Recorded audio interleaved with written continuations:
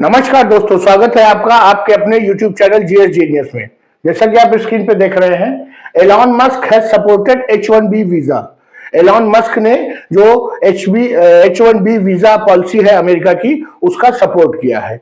तो आज ये इसी विषय पे हम अपना चर्चा आपके साथ करेंगे। इससे पहले कि मैं अपना वीडियो शुरू करूं, तो मैं आपको बता दूं कि इस वीडियो में जो एलॉन मस्क ने H1B वीजा के बारे में कहा है, जो डोनाल्ड ट्रंप के विचार हैं, जो यूएसए के विचार हैं H1B वीजा के विषय में, वहां के लोकल्स का क्या कहना है, इसके अलावा भारतीयों को इससे क्या लाभ होता है, इन सभी बातों पर हम डिटेल में आज चर्चा करेंगे। तो इससे पहले कि मैं इस वीडियो को शुरू करूं, आपसे हमारी रिक्वेस्ट है कि अगर आप हमारे चैनल पर नए हैं अथवा आपने अभी तक हमारे चैनल को सब्सक्राइब नहीं किया है, तो हमारे चैनल को सब्सक्राइब कर लीजिए। इस चैनल पर करंट अफेयर्स के साथ साथ जो फिजिकल ज्योग्राफी, इंडियन ज्योग्राफी और यूपीएस स्पेशल, इन सब के वीडियोस रेगुलरली अपलोड होते रहते हैं, जो आपकी परीक्षा के लिए उपयोगी होते हैं। तो चलिए मित्रों, शुरू करते हैं ये H1 वीजा के बारे में। तो सबसे पहले, इससे पहले कि हम इसके डिटेल में जाएं, ये जो न्यूज आई है, इससे पहले हम जान लेते हैं कि H1 वीजा है क्या। ये जो H1B वीजा है, ये है क्या? ये एक यूएसए के जो प्रशासन है, उसके द्वारा एक उनकी पॉलिसी है H1B वीजा, जिसमें ये विभिन्न देश के नागरिकों को जो है अलाउ करते हैं कि जो यूएसए की कंपनीज हैं उनको हायर कर सके, जो अलग अलग देशों के नागरिक हैं। और ये नागरिक विशेषकर उन पर्पसेस के लिए हाई किए जाते हैं, उन जॉब्स के लिए हाई किए जाते हैं जहां पर कोई तकनीकी आवश्यकता होती है। और वो जो तकनीकी लोग हैं, वो जब यूएसए में उपलब्ध नहीं होते हैं पर्याप्त मात्रा में, या उच्च गुणवत्ता, उच्च कौशल के लोग उपलब्ध नहीं होते हैं, तो वो विदेशों से उच्च वेतन पर ऐसे लोगों को हायर करते हैं। यही है उनकी H1B वीजा पॉलिसी। और इसमें इन्होंने क्या रखा है कि इसके अंतर्गत जो यूएसए की कंपनियां हैं, स्पेशली जो टेक कंपनीज हैं, जो ऑटोमोबाइल कंपनीज हैं, वो हजारों की संख्या में बाहर से लोगों को हर वर्ष अपने वहां वीजा देते हैं और विदेशी नागरिकों को काम करने के लिए बुलाते हैं। यही है H1B वीजा। अब इस जो ये पॉलिसी है H1B वीजा में, अब यूरोप के लोग तो जो है, जो खुद जो है हाई पेड जॉब पे यूरोप में लगे हुए हैं, वो तो अमेरिका में काम करने आएंगे नहीं। तो आएंगे कौन से लोग? जो विकासशील देश हैं, भारत, चाइना और साउथ एशिया के जो अन्य देश हैं, जो विकासशील देश हैं, और वहां पर इतना भी एम्प्लॉयमेंट अपॉर्चुनिटी नहीं है, या बहुत ज्यादा आबादी होने के कारण एम्प्लॉयमेंट नहीं मिल पा रहा है, या जिस कैडर के एम्प्लॉयमेंट वो डिजर्व करते हैं वो नहीं मिल पा रहा है, तो वो स्वाभाविक रूप से यूएसए की ओर रुख करते हैं। और कंपनीज भी उनको फेवर करती हैं, वो भी चाहती हैं कि लोग आए और यूएसए में काम करें।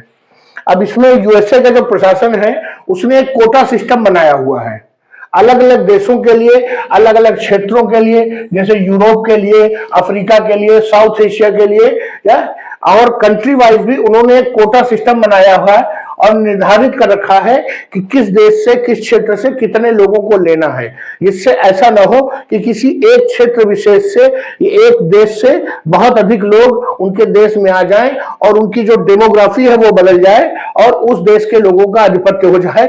इसके डर से उन्होंने एक कोटा सिस्टम बनाया हुआ है। तो अब उस कोटा सिस्टम में जो भारतीयों का जो कोटा है वो बहुत ज्यादा है। जो कुछ ऐसे देश जिनका कोटा सबसे ज्यादा है, उनमें भारत भी शामिल है। और उसी का परिणाम है कि हजारों की संख्या में जो भारतीय इंजीनियर्स हैं, डॉक्टर्स हैं और अन्य जो टेक्निकल वर्कर हैं, वो प्रतिवर्ष जो है भारत से यूएसए चले जाते हैं काम करने के लिए। उनमें से कुछ लोग 2-4 साल काम करके वापस आ जाते हैं, बाकी लोग अन्य तरीकों से, जो यूएसए में जो लीगल तरीके हैं, उनके माध्यम से वहीं पर सेटल भी हो जाते हैं। जिसके कारण बहुत बड़ी संख्या में जो इंडियन डायस्पोरा है, वो इस समय यूएसए में मौजूद है। और हम भारतीय उम्मीद करते हैं कि वो डायस्पोरा भारत के लिए कुछ न कुछ हितकारी होगा। तो अब इसका बार बार जो है वहां के जो यूएसए के लोग हैं वो इसका विरोध करते हैं। उनका कहना है कि बाहर से सब लोग चले आ रहे हैं नौकरी करने के लिए, और वो वहां के जो युवा हैं उनकी नौकरी को खाए जा रहे हैं। तो इसको देखते हुए जो बाइडन है, जो बाइडन, उन्होंने अपने शासनकाल में, अपने जो जब सत्ता में थे, तो उन्होंने इस पर जो है कुछ प्रतिबंध लगा दिए थे।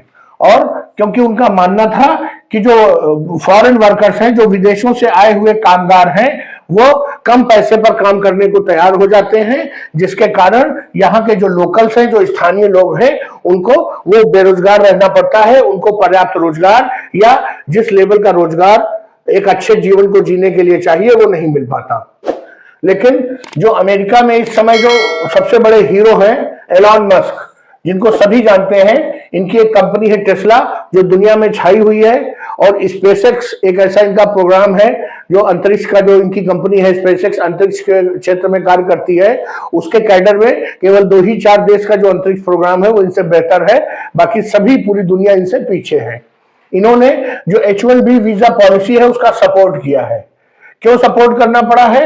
क्योंकि इन्होंने कहा है कि H1B वीजा को बनाने के लिए मैं किसी भी हद तक जाऊंगा, मैं युद्ध भी लड़ने को तैयार हूं, ऐसा एलॉन मस्क का कहना है। क्योंकि है क्या कि जब डोनाल्ड ट्रंप जो है, जब वो इलेक्शन में अपना कैंपेन कर रहे थे, अपने चुनाव का प्रचार कर रहे थे, तो उन्होंने ये देखा कि जो हवा बह रही है वो H1B वीजा के खिलाफ बह रही है, जो वहां के स्थानीय लोग हैं। तो उन्होंने ये ऐलान किया था कि अगर मैं राष्ट्रपति बना तो मैं जो H1B वीजा पॉलिसी है इसको रिवाइज करूंगा, और मेरा प्रयास रहेगा कि जो विदेशी कामगार हैं उनकी संख्या में कमी आवे और जो यहाँ के लोकल लोग हैं उनको अधिक से अधिक रोजगार मिले। लेकिन अब जब वो 1 तारीख से जो ये 1 तारीख या इसी जो जनवरी के पहले हफ्ते में जब वो अपना कामकाज संभालेंगे, तो उसके पहले ही उन्होंने अनाउंस कर दिया कि जो एलॉन मस्क हैं और विवेक रामास्वामी जो भारतीय मूल के इंटरप्रेन्योर है वहां पे, उनको डिपार्टमेंट ऑफ गवर्नमेंट इफिशियंसी, अर्थात जो कुशलता के लिए जो डिपार्टमेंट बनाया गया है यूएस का, जो कि उनके खर्चों पर और उनकी जो इफिशियंसी को बढ़ाने के लिए बनाया गया है, उसको जो है 2 लोगों को सौंप दिया है, एक एलॉन मस्क, एक विवेक रामास्वामी। इसके अलावा उन्होंने कोई ऐसा स्टेप या अनाउंस नहीं किया है कि वो अब चुनाव जीतने के बाद कि वो H1B वीजा पे क्या कहेंगे। लोकल्स का मानना है कि जो है ये लोग जो है जो बाहर से प्रवासी आ रहे हैं वो उनकी जॉब्स को दिनों दिन खाए जा रहे हैं। और लेकिन एलॉन मस्क ने जो है पूरी तरह से सपोर्ट कर दिया है कि वो H1 वीजा पॉलिसी के साथ है, क्योंकि H1B जो वीजा पॉलिसी है वो यूएसए के डेवलपमेंट के लिए, उनके विकास के लिए, उनके आगे बढ़ने के लिए बहुत जरूरी है।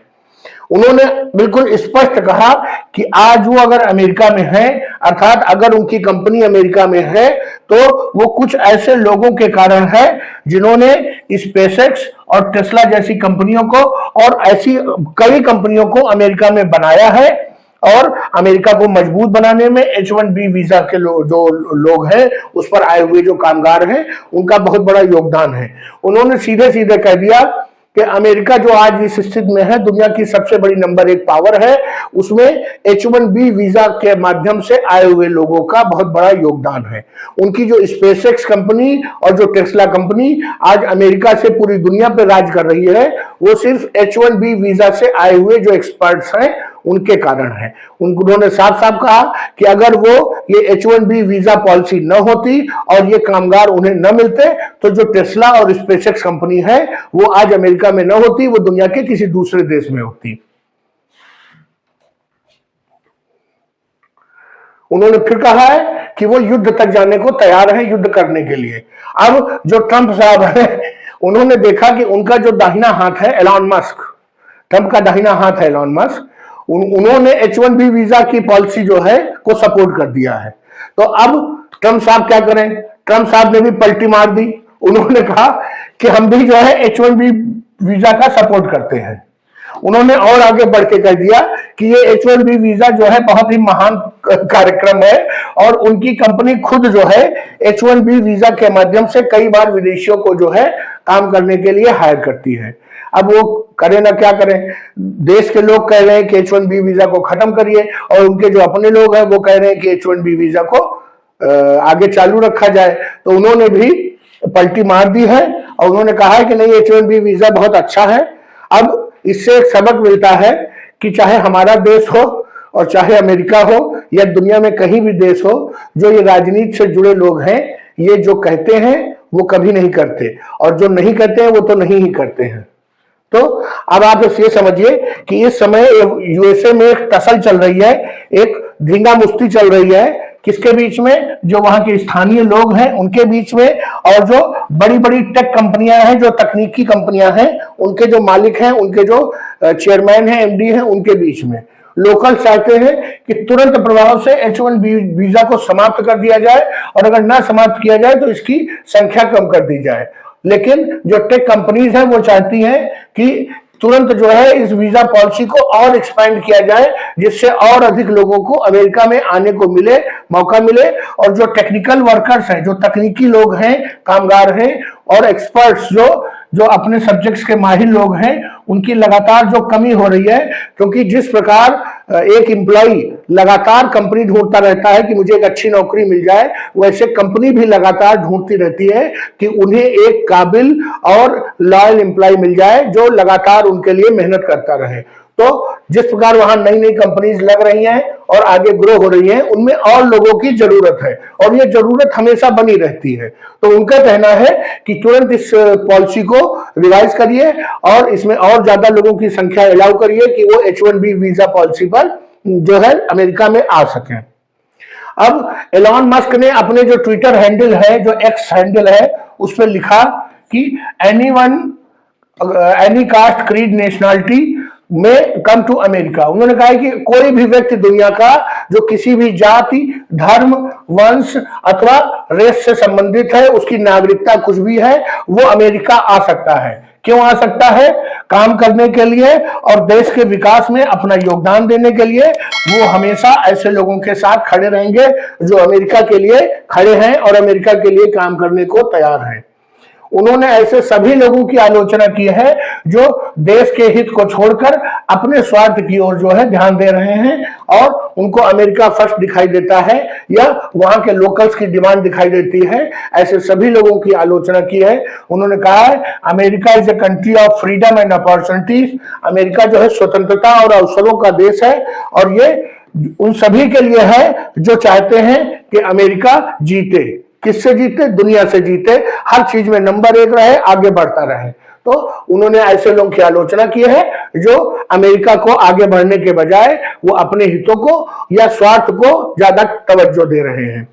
जो इनके जो काउंटर पार्ट है, जो टेस्ला के साथ, ये एलॉन मस्क के साथ जो विवेक रामास्वामी को भी जो डिपार्टमेंट ऑफ इफिशिएंसी का लीडर बनाया गया है, उन्होंने भी कहा है कि अगर अमेरिका अपने कल्चर पे कायम रहता है, अपनी संस्कृति पे कायम रहता है, तो जो डोनाल्ड ट्रंप का कार्यकाल होगा वो अमेरिका का स्वर्णिम काल होगा।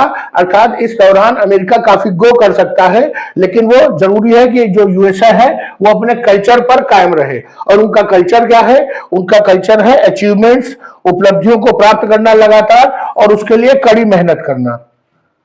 और सच्चाई यह है कि जो अमेरिका के जो लोकल्स हैं वो कड़ी मेहनत नहीं करना चाहते हैं। अब ये विवाद शुरू कहां से हुआ था, जो इस पे इतना रायता फैल गया? ये विवाद शुरू कहां से हुआ था? तो यूएसए के एक लॉरा लूमर, ये एक यूट्यूबर हैं और एक राजनीतिज्ञ हैं और सोशल मीडिया इन्फ्लुएंसर हैं। उन्होंने जो डोनाल्ड ट्रंप की नीतियां हैं उनको आलोचना की थी उनकी, और इन्होंने एक इंडो अमेरिकन जो इंटरप्रेन्योर है श्रीराम कृष्णन, उनको नियुक्त किया था डोनाल्ड ट्रंप ने, जो है कृत्रिम बुद्धिमत्ता पर, जो आर्टिफिशियल इंटेलिजेंस पॉलिसी है यूएस की, जो उनके शासन प्रशासन को में सुधार करने के लिए, उसका जो है एडवाइजर नियुक्त किया था श्रीराम कृष्णन को। पहले उन्होंने विवेक रामास्वामी को इतना ऊंचा पद दिया, फिर श्रीराम कृष्णन को एक महत्वपूर्ण पद दिया। इससे वो जो है चिढ़ गई लॉरा लूमर, और उन्होंने कहा कि ये जो श्रीराम कृष्णन की नियुक्ति है, ये नॉट अमेरिका फर्स्ट पॉलिसी जो है नहीं है। जो डोनाल्ड ट्रंप जिसका समर्थन करते रहे हैं, अमेरिका फर्स्ट पॉलिसी, ये उसके अंतर्गत नहीं आती है, क्योंकि जो कृष्णन खुद जो है वो एक अमेरिकी मूल के नहीं है, और इसके अलावा जो कृष्णन है वो बहुत बड़े सपोर्टर माने जाते हैं H1B के, और उनका कहना है कि और अधिक से अधिक लोग अमेरिका में आवे, स्किल्ड लोग, और अमेरिका के लिए काम करें। उन्होंने ये भी कहा कि ये जो टेक कंपनीज के जो लोग हैं, चाहे रामास्वामी हो, चाहे एलॉन मस्क हो, चाहे श्रीराम कृष्णन हो, इस तरह के जो लोग जो ट्रंप के आजू बाजू इस समय घेरे हुए हैं, उनको ये सब देश के हित में नहीं है। ये अपने स्वार्थ में अपने को अमीर बनाने के लिए ये ट्रंप के इर्द गिर्द घूमे खड़े हैं और उनको प्रभावित कर रहे हैं। तो ये जो कई दशकों से चली आ रही जो ये लड़ाई है लोकल्स और प्रवासियों के मध्य, कि उनका मानना है कि वो उनकी जॉब्स खा जाते हैं, और जो टेक कंपनीज का मानना है कि ये सब हमारे लिए जरूरी है क्योंकि ये कम पैसे पर काम करते हैं और बेहतर काम करते हैं। तो अब ट्रंप का क्या इस पर रुख होगा ये आगे देखने को मिलेगा।